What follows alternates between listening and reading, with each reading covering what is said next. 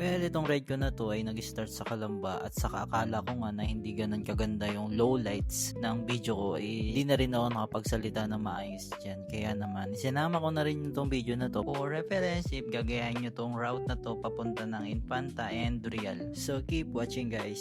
Peace out. Ang ganda ng naging biyahe ko simula dun sa Kalamba hanggang dito sa Pagsanhan. Chill na chill lang. Bali 40 minutes or 45 minutes ko lang tinakbo hanggang dito sa Pagsanhan. Wala kasing traffic. Okay, may ilog. Hold on. Tigil tayo dito.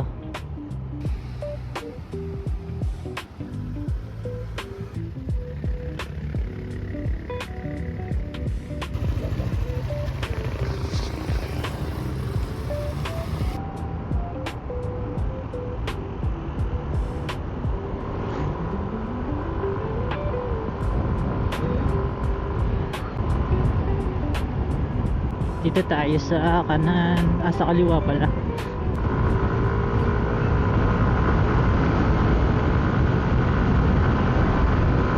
Ayun, naunahan ko na kahit solid white lane. Diba? Kamote lang. Mayroon na pala akong 40,000 subscribers. 40,000? Meron na akong 40 subscribers. Salamat nga pala sa mga nagsusubscribe. Sayang lang di ko makita yung mga pangalan nyo. Ewan ko ba, parang may issue dun sa browser na ginagamit ko. Di ko makita yung mga nakasubscribe. Yun, pero thank you. Hindi ko naman talaga akalain na magkakaroon ng mga subscribers. Since may mga nanonood na din naman, yun, ayusin ko na lang din yung video. Thank you sa inyo pala, tsaka sa mga nagla-like and nagko-comment. Inabasa nga akong comment na nangangatal daw yung boses ko. Siguro dahil yun sa mic na gamit ko dati. Oh my god. Ngayon kasi ang gamit ko na is yung DJI Mic Mini. So far maganda naman yung pagkaka-receive ng boses ko. Yung sound ng surroundings, yun, kagayin yun, pakinig siya. Yun din yung gusto ko para mas feel mo yung pagra-ride. Kasi dinig yung sound ng motor, yung surroundings, yung tunog ng ibang sasakyan. Ganda dito sa Pakil, lapit sa bundok. Tingnan nyo yung tama ng araw doon sa bundok, diba? Napakalupit. Dito pala sa parating to. Oh ganda. Peace guys. Sheesh, parang nasa painting lang.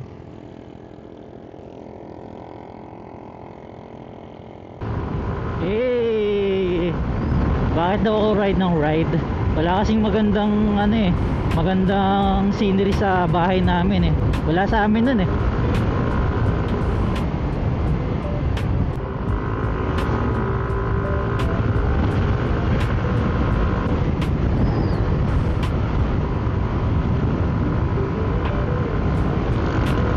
Nature trip. Kita nyo naman yan.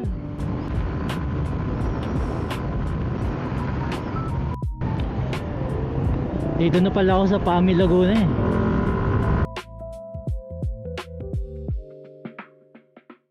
Iyan, ang alam ko liligo na ako dito. Kaliwa. Pakanan pala, ano ba yan? Lagi na lang nagkakamali. Ride safe. Nice. Marilag Festival. Marilag! Yeah!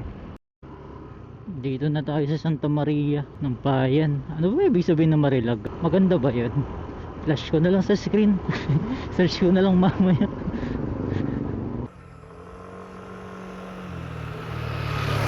Yan guys, tingnan nyo tong nadaanan ko sa Santa Maria na to.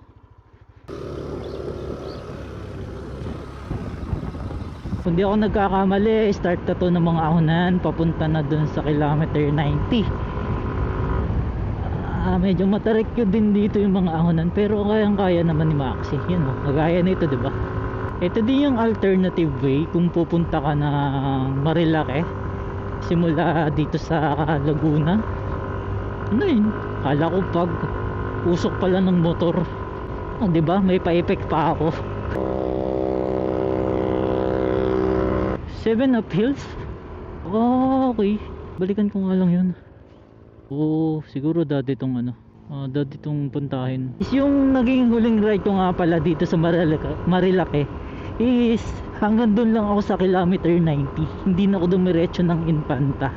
Kaya ang gagawin ko ngayong araw is diretso ako doon sa Infanta Quezon, tapos punta ng Real, tapos yun, balik na ulit dito sa Pami, and then dire-diretso na ulit pauwi ng Calamba.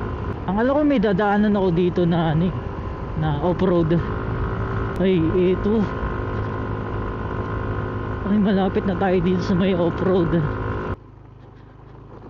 Ito na yung off-road. Andito na ulit tayo sa kalsada ng maganda. Ay, ano to?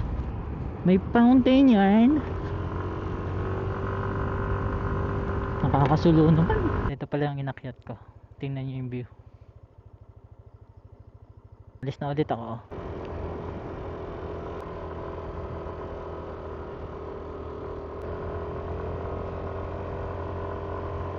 Para nice view. Ang lamig na.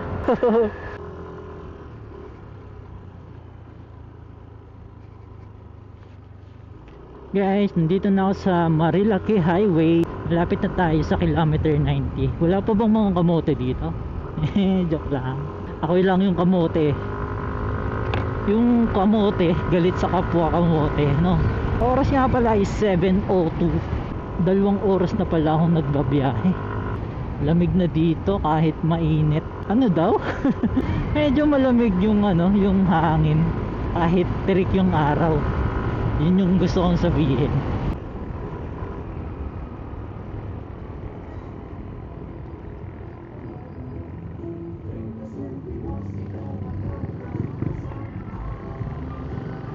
Alright. Ngayon ko lang nakita yun. May taas pala doon na pwede pumuntahan. Dito ba yung naniningil ng 30 pesos? Napansin ko lang na mga nagra-ride talaga. May mga ano, angkas ano, or couple. Inggit yarn. I'm expecting na maganda yung nadaanan ko ngayon kasi nga parte na to is puro bundok at mataas na lugar. Sarap dito. Malamig. Pag malamig yung panahon talaga or yung klima, hindi nakakapagod mag-ride eh. Nakaka-enjoy lang. Ito yung view. Diba? Ang ganda. Gusto mong huminga, hinga ka lang dyan sa inyo. Pwede ka nang huminga na nasa bahay lang. Pero mas maganda yung ganito, diba?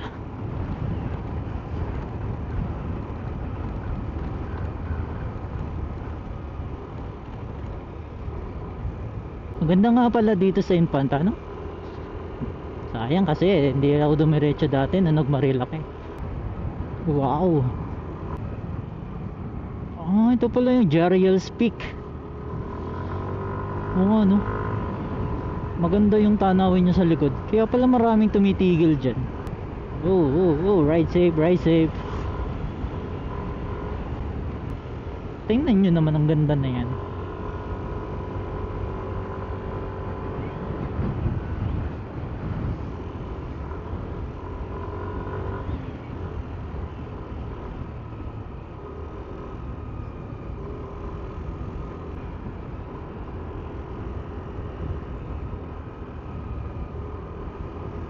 Ang alam ko yung ibang mga nagra-ride na pumupunta dito sa Infanta, naliligo dito sa may ano, basta may river dito, hindi ko lang tanda. Maalala ko yun mamaya pag nakita ko.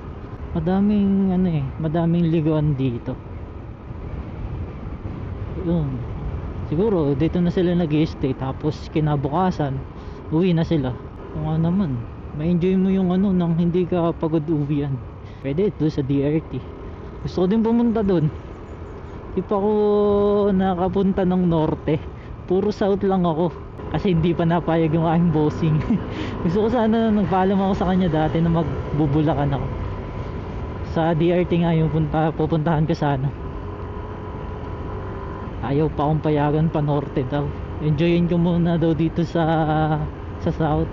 Bagay, madami pa din naman nung hindi napupuntahan na lugar dito sa south or tourist attraction. Wow, ang klase naman ng restaurant na yan. Nandyan kayo mga kapatid ko, nasa na mga kapatid kong unggoy. O ngayon wala pa namang sign na makapalang ulap para umulan. Thank you Lord, pinagbibigyan mo mag-ride ng maayos ngayon.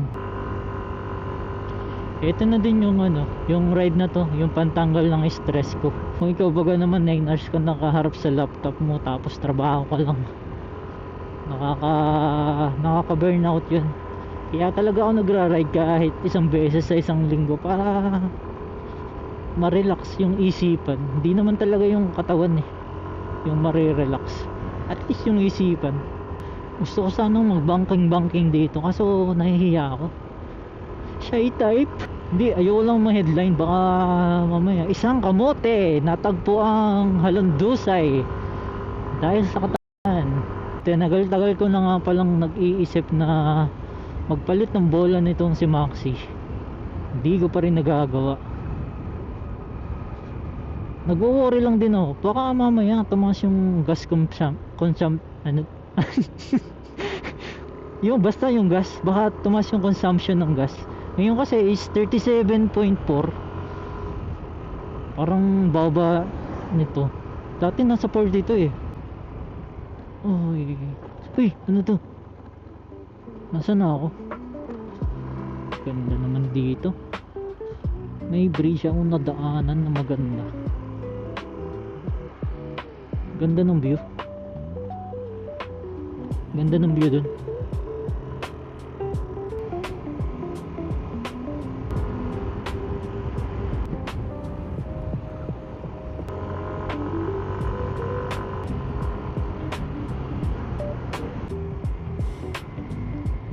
Maraming tumitigil dito. Ayun, ito pala yung Kakawayan Falls. Mga tigil nga dito. Maganda talaga yung view. Maganda nga dito.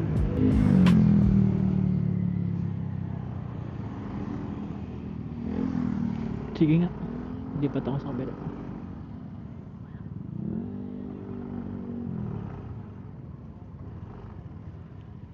Kakawayan Falls. Yan guys, after ng 2 hours at 30 minutes kong biyahe. So nandito na ako sa Kakawayan Falls and Campsite. Ang ganda din naman kasi ng view kaya napatigil din ako. Tingnan na. Wala. Hindi totoo itong nadadaanan ko. Grabe sa ganda.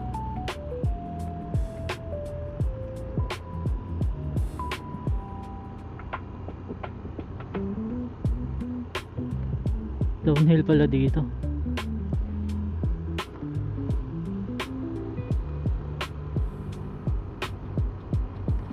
Ganda. Uy, nasiraan ba sila?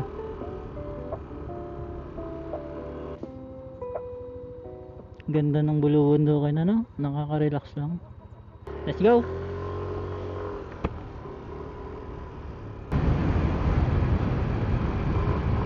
Mamaya wala na. Sharp curve.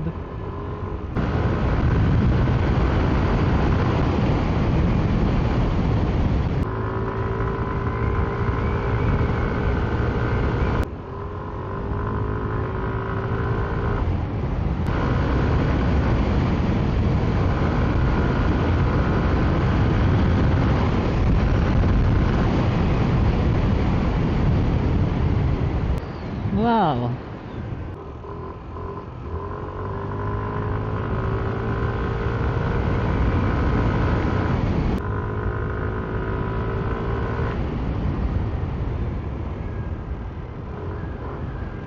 Wow.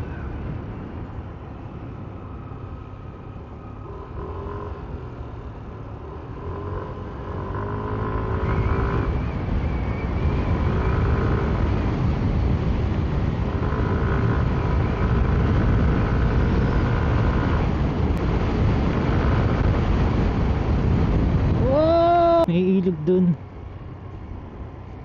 Ano kaya yun? Nakita ko madaming kubo Agos River pala yun. Yun oh, magliligo sila oh. On time gagawin din natin yan. Infanta General Nakar Real. Okay. Naka-stop pala. Wait lang daw.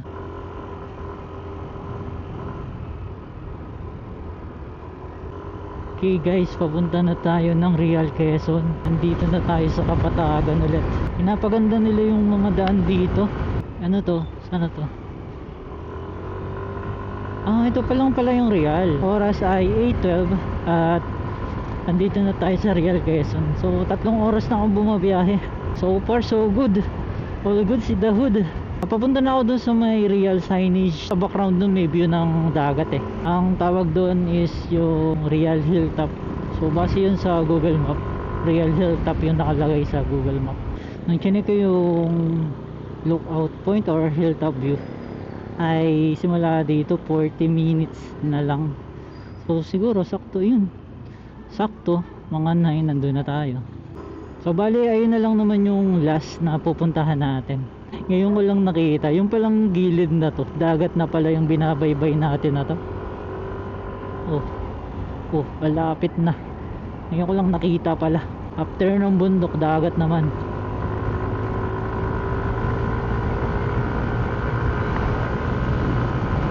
Another bridge. Kung ano yung ginandan doon sa Infanta, siya naman yung nilubak ng kalsada dito. Hindi naman siya dire-diretso na lubak, may parte lang talaga na malubak. Pero ang maganda doon, pinapaganda na nila yung daan. Shoutout po sa mga taga Real Quezon. Malilom. Okay ah. Barangay Kapalong. Kapalong? Palong ng manok. Let's go!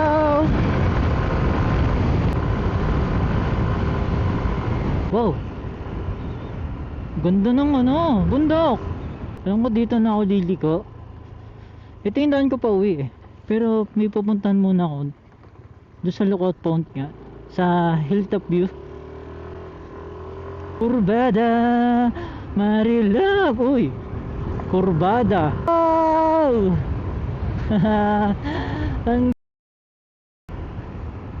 Ang ganda mo, Quezon.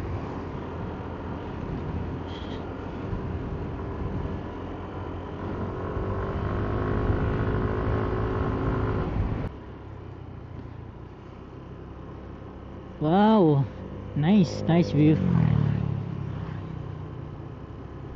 Ano to? Malapad. Anong malapad yan? I love malapad.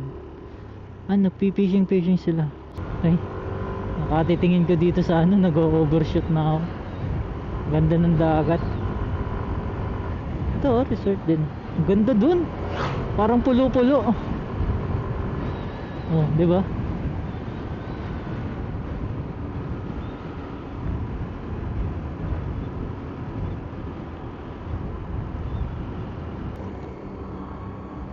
May naliligo dun. Sa parting kaya mga ganun, mahalat na din kaya ang tubig niyan. Parang feeling ko malapit na ako dun. Doon ang dami na ng niyog sa gilid ng dagat. Ang ganda lang tingnan. Ang ganda tingnan nung tama ng sigat ng araw doon sa dagat. Alam mo yun, kumikintab-kitab oh.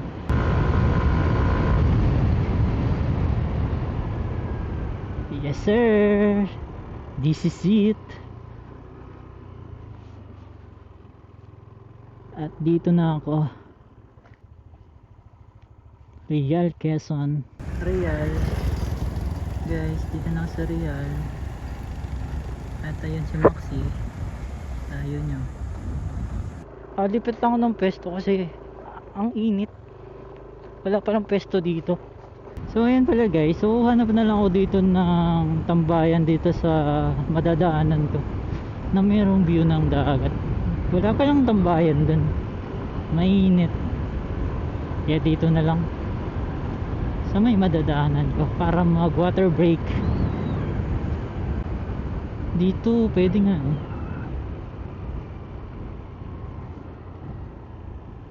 yun, dito pwede.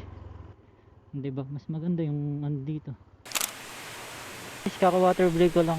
Ang oras nga pala ay ano na, 9:09. 4 na oras kong binayahe simula sa Calamba hanggang dito sa Real Quezon. Baka pala sabihin ng iba, bakit ang tagal ng biyahe ko. So yung palang biyahe ko na yun, galing pa rin ako ng Infanta Quezon bago ako dumiretso dito sa Real. Kaya ako, inabot ng 4 na oras. Kapag ganitong mainit yung biyahe guys, tumigil kayo tapos inom kayo ng tubig. Iwas din ma-dehydrate. So yun, pauwi na ako. Wala na akong ibang lalakarin. Dito lang. Azul. Ganda dito sa Real. Punta kayo guys dito. Side tripan nyo din tong pinuntahan ko. Wow!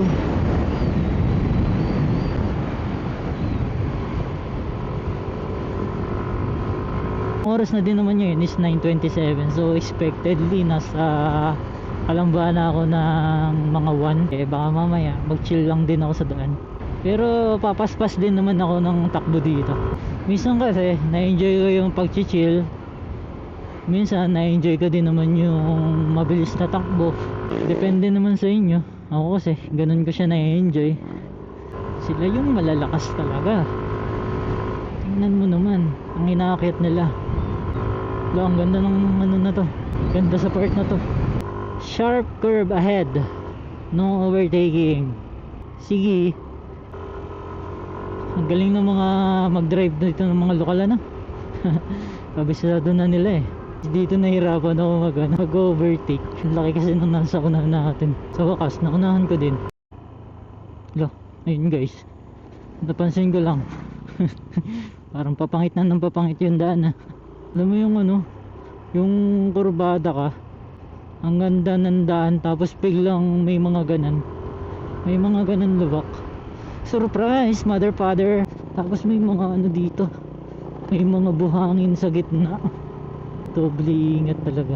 Real Extreme Adventure Park guys. So saktong alas 10, andito pa rin ako sa kahabaan ng di ko alam. Welcome, ito Laguna na, District Engineering, Rizal. Ang ganda ng Honda Navi Red. Ang haba din pala ng ano na to, ng binabaybay ko na to. Grabe yung bundok, kinalbo na oh. Sayang naman. Oo, kaya pala Baguio. May scenery na parang Baguio siguro to. Yung tao hindi na napapunction yung utak ko ah. Yung gas konti na lang, 2 bar na lang. Hindi pala kaya yung isang full tank hanggang makauwi ako ng bahay. Wala, ang ganda.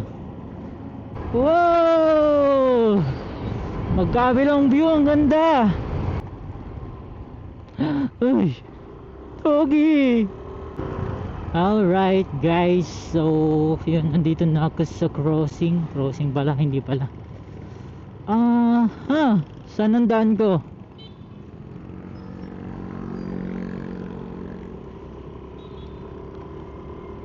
Yun, kumaliwa ako. Pero magtatanong ako para sigurado.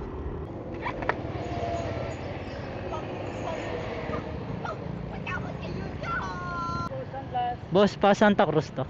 Santa Cruz dyan. Pagsangan. Okay, thank you. Ito na, dito pala ako galing kanina. Ay mo, Pami. Ayan guys, so yun, nandito na ulit ako sa patag na lugar. Meron pa rin tayong magandang view, diba? So yun guys, pauwi na ako. And ayun, thank you sa panonood. At kung matatanong nyo naman sa total gas na nagastos ko dito, nung una nagpagas ako ng 381 plus 120, ngayon pauwi na a total of 501 pesos. At tungkol naman sa haba ng nairide ko na to simula sa Calamba, yung trip 1 ko nagsimula ng 695.1 km at natapos ng 962.6 km. So kapag pinag-minus natin yan, yung total kilometer ay 267.5.